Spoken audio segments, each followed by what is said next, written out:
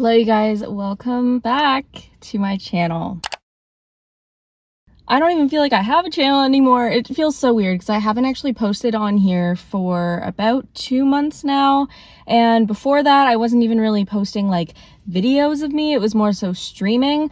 It's been a while, but hello. I'm not even gonna be like, hey, I'm back, because I don't really know. I just wanted to post a good old Q&A for you guys. A lot has been going on in my life, and hence why I haven't really been on here. So without further ado, if you want to subscribe and stick along for any potential future videos I may post, be sure to subscribe now and like this video if you're just a fan of good old Q&As. So on my Bookstagram, I asked you guys to just send me good questions of anything that you guys want to know about, life-related, book-related, work-related, literally anything. So I'm going to talk about it in this Q&A, and we're going to just start off with a bang. If you see me looking down, it's because I'm reading off my iPad. But first one is just, how are you? And we've noticed you haven't really been that active on here, and I haven't really been active on any social media. Like, I have been, but I haven't. You know, I was the type of person to post every single day, and it's just not really me anymore. So on my Bookstagram, I love that platform so much. I do keep in touch with people on there, and I'll like people's posts, and I'll post on my stories, and it's fun, and it is a good way to network with my business. However, I don't really post that much on there anymore, and I don't necessarily think my mood lately correlates to that at all, but I just feel like I want to be more present in my actual everyday life, and so I've tried to avoid being sucked into social media as much, if that makes any sense. So that even includes YouTube, and I will admit I'm a fiend for TikTok still, but we're getting there, and I just feel like I want to enjoy my life and be present and not just like focus so much on social media anymore. So that's kind of why I haven't been as active, but if you message me, I will eventually see it and I will answer. And for how I am, I'd say right now, as of this moment, I'm doing good. I'm doing really good. Nick and I actually went through quite a bit over the last like month. And when I say Nick and I don't mean like our relationship. I mean like we've just been going through a lot, you know, as individuals, but we've healed, or we're healing, and we're doing really well. And so, yeah, I'm doing really good. My relationship's good. My work's good. I have goals that I'm trying to achieve, and I'm currently recording this at the beach. So I feel overall very happy. Next question I got was, what are some books that you've been loving recently, or like books that I've read that I really enjoyed? And I wrote down 3. So Say You Still Love Me by K.A. Tucker, such a good book. Romance, workplace, childhood friends to lovers to strangers to lovers. Like it's really good. Forced Proximity, and I really just enjoyed it. K.A. Tucker is the author that wrote The Simple Wild. I have yet to read that series, but I've heard really good things. So yeah, that one is really good. I also really loved Happy Place by Emily Henry. That one just, again, it was very summary, but I love the way it just encapsulated like mature, older adult friendships, as well as love and how to go about that, especially when you were engaged to someone. And, you know, I've been in that position. So it was really nice to read about. And Emily Henry is just like great in general. So I really like that. And lastly, everyone and their mother really loved Fourth Wing by Rebecca Yarros, and I'm the exact same way. I did not realize I would love this book as much as I did, and it was just so good. It is enemies to lovers, it is dragons, it's like ACOTAR but with dragons, and like I don't even know how to describe it. It was so addicting, and I'm really excited for the second book to come out. Next question, I actually brought this up at the very beginning of the video, and someone asked me, am I still going to be streaming? That's a great question. I'm not going to say like for sure yes right now, but I do want to come back and stream maybe twice a month, so every other week on like a weekend or something. If you guys don't know, I was streaming The Sims and Mail Time, and I wanted to like stream other fun video games too. So I want to say yes, but for now I'm not 100% sure. Someone asked me how my goals for the year are going, and I thought that this was a really nice, considerate question, because I actually haven't really like looked back on my goals that I wrote down, so I figured this would be a really great opportunity to do that with you guys. So I had 3 goals, just like personal goals, one of them being financially budget to prepare for spring house renovations. Will I say this has been happening? Yes and no. I don't think I'm really that great with budgeting right now, but we have been doing house renovations regardless. So half of that is kind of in the works. Another one was ask for help more often and not feel like a burden. I personally do think that I've been doing a little bit better with this, but it's not something that I think is going to just like magically go away or like be fixed. So I think that I've been a lot more aware of it, and I'm trying to ask for help more. And the last one was consistently at least stretch or just get into like a consistent workout routine. Definitely have not been doing that. I actually just started stretching again for over the last couple weeks, but I definitely went through a spell of time where like I wasn't stretching or doing any of that. So I would say overall my goals are not doing the best so far, but there's still, there's still half of a year, a little under half of a year left. So we'll see. And then I also had reading goals. I don't want to get too much into these because I think it'll be fun to do a whole video about this sometime. Okay, next question someone asked me is your book club still a thing? The answer is yes, it is still a thing. However, last month for July was actually my last month for a 2-month break. I am going on a temporary hiatus from it just so I can like kind of give it a facelift and upgrade it.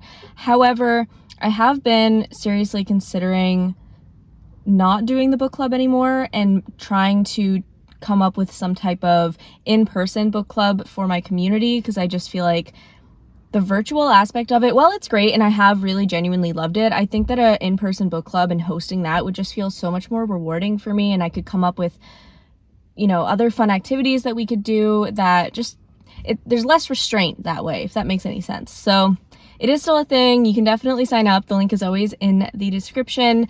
And also message me on Bookstagram. I would love to just chat with you and see what types of books you like and see if maybe continuing the virtual book club would be the best thing for Lost in the Plot book club. But as of right now, yeah, I'm kind of like, yes, it's a thing, but it's up in the air if it will be forever. I love how I came to the beach and I literally brought Coke Zero. Like, if this is not on brand for me, I don't know what is. Someone asked me, what are some favorite albums lately that I've been loving, or songs? And I thought this was such a fun question. So for albums, I have really been loving Austin by Post Malone. That one just released like a couple days ago, and it's so good. It's all I've been listening to. Jackman by Jack Harlow, Endless Summer Vacation, and Plastic Hearts by Miley Cyrus. Both of those are amazing. And for songs specifically, I've been on this like huge kick of just constantly on replay listening to Nights Like This by Kehlani featuring Ty Dolla $ign. I have no idea why, but it's just been in my head like for the last few weeks, and I listen to it every day. And then another one is Back in Rehab by Black Bear. That one is just pumps me up, I really like it. So those are some songs and albums that I've been really loving lately. And I guess I had this one like later on, but I might as well just include it here because someone also asked me what are some TV shows that I've been enjoying, and I just wrote down 3 here because honestly these are all that I've watched over the last few weeks, other than like Friends and The Office and stuff. But The Bear, really, really good. But The Bear is really good. It's like a cooking show with a lot of like family drama and stuff. Really, really good. The Summer I Turned Pretty, obviously, love it, and I'm obsessed with it. Yes, I'm 26 and I'm obsessed with this love triangle of teenagers.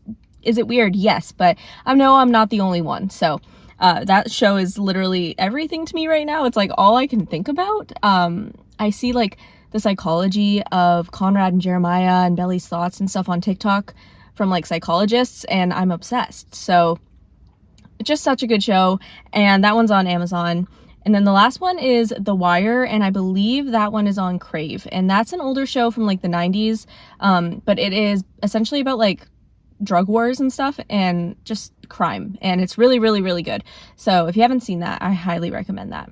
This is such a good question. Someone asked me, what is your advice for someone who wants to move across the country?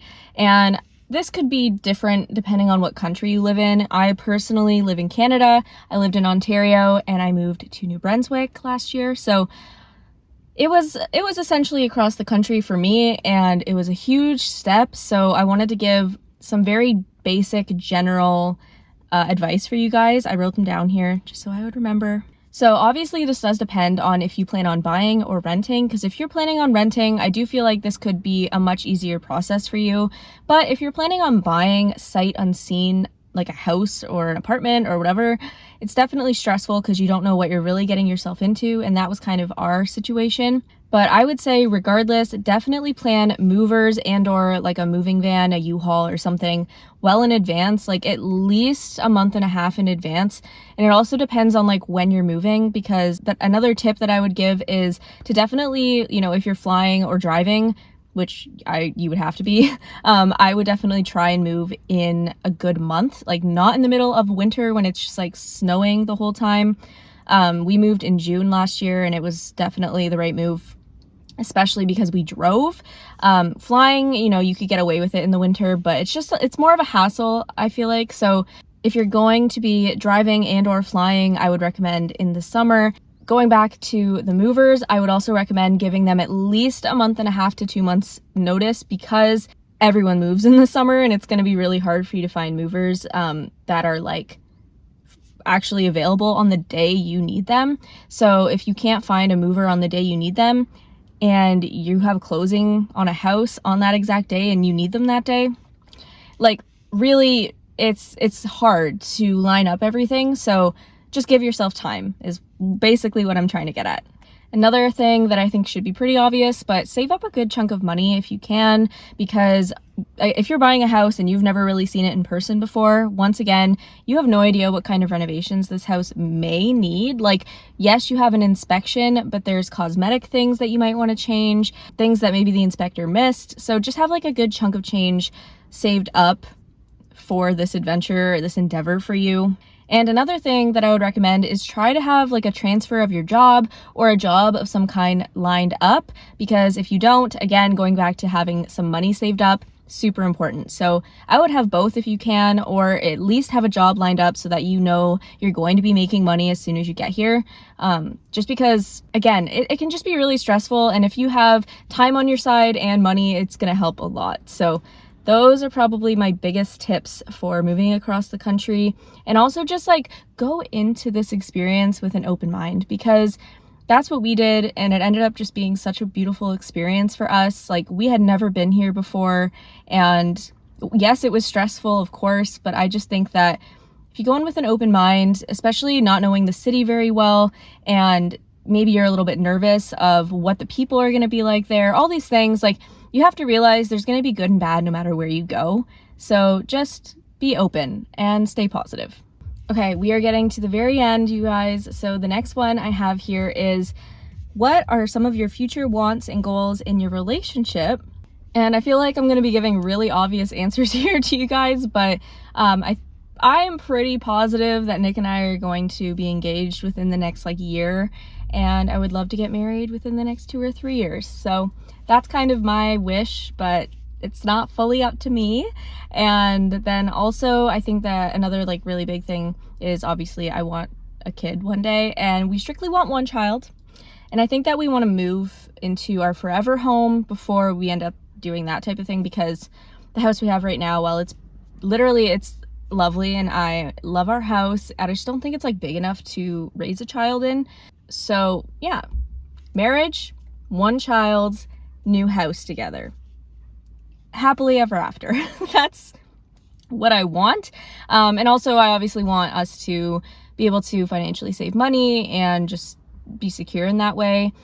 Something that I actually did want to bring up to you guys that's really exciting is I am going to be going into real estate. Never thought I'd say that, but over the last year since moving here and dealing with realtors, it's honestly become a huge passion of mine to just like research it.